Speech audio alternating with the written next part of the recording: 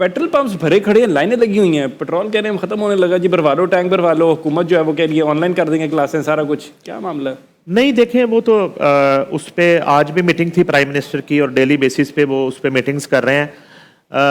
जब इस तरह के सरकमस्टांसेस होते हैं तो पहले भी होते रहे, माजी में भी होते रहे, तो उसका ऑल्टरनेट जो है वो एक तरीका कार अपनाया जाता है।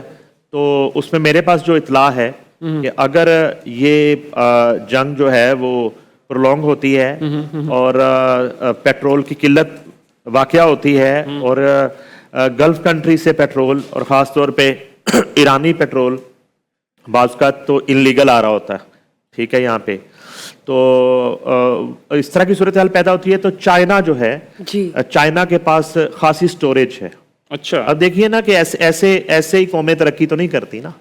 आज अगर चाइना की तरफ कोई आंख उठा के नहीं देखता और दुनिया में कहीं भी कोई जंगी सूरत हाल होती है तो चाइना जो है ना वो मदद करने वाला बड़ा भाई बन जाता है हर जगह पे। तो यही वजह है कि पेट्रोल जो है सुना है कि चाइना हमें प्रोवाइड करेगा।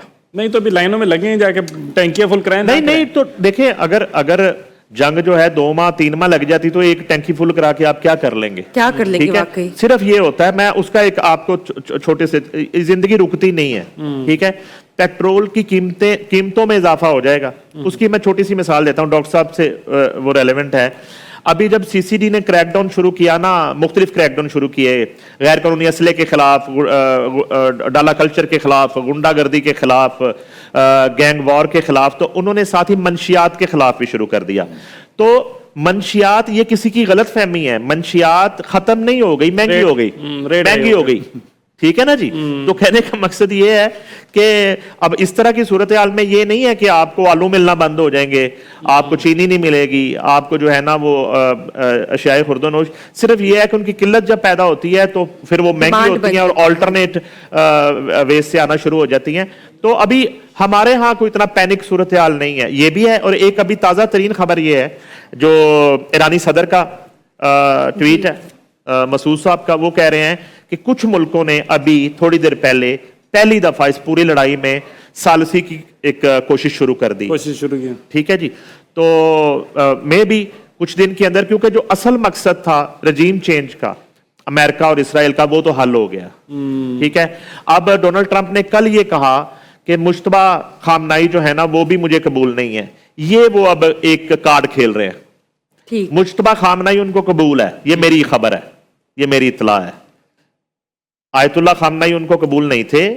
उन्हीं के साहबजादे और वो जो 4 लोगों के नाम वसीयत में नॉमिनेट करके गए हैं, उनमें मुज्तबा जो है वो इन दोनों मुल्कों को काबिल कबूल हैं। ये थोड़ा सा उस पर वावेला करेंगे, ठीक है, थोड़ा सा रोना धोना करेंगे, लेकिन अगर मुज्तबा को बना दिया जाता है तो अब मुज्तबा को चूंकि कह लें कि विरसे में मिल रही है सुप्रीम लीडरशिप, और मरूसियत वहां भी है, ये साबित हो रही है।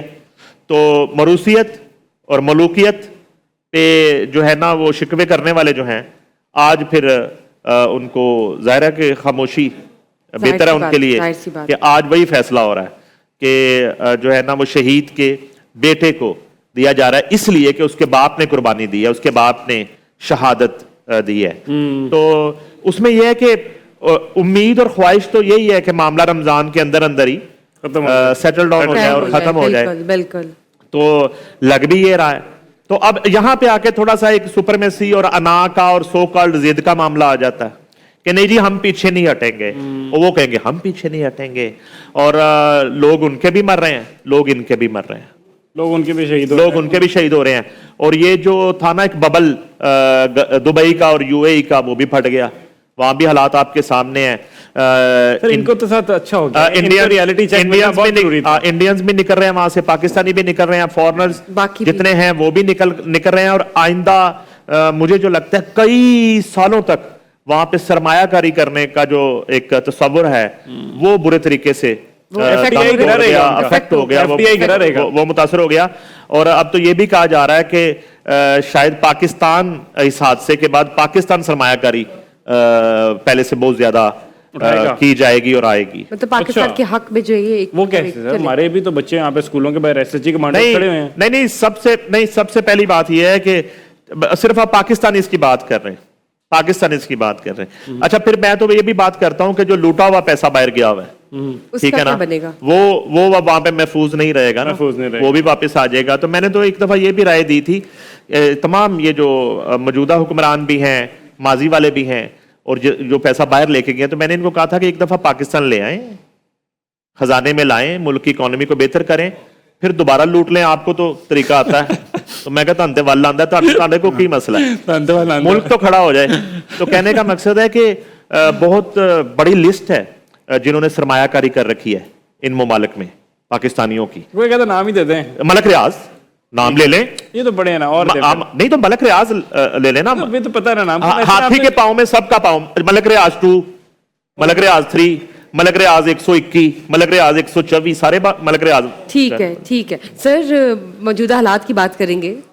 मौजूदा हालात पाकिस्तान से स्टार्ट लेते हैं, पाकिस्तान की अगर बात करते हैं, अफगानिस्तान की बात करते हैं, और ये जो इस वक्त आप देख लें फितनतुल खवारिज का एक जो उनको रिटेलिएशन पाकिस्तान की जानिब से जा रहा है, सुरखरू हो रहा है पाकिस्तान अपने हर एक स्टेप पे, एक्शन में।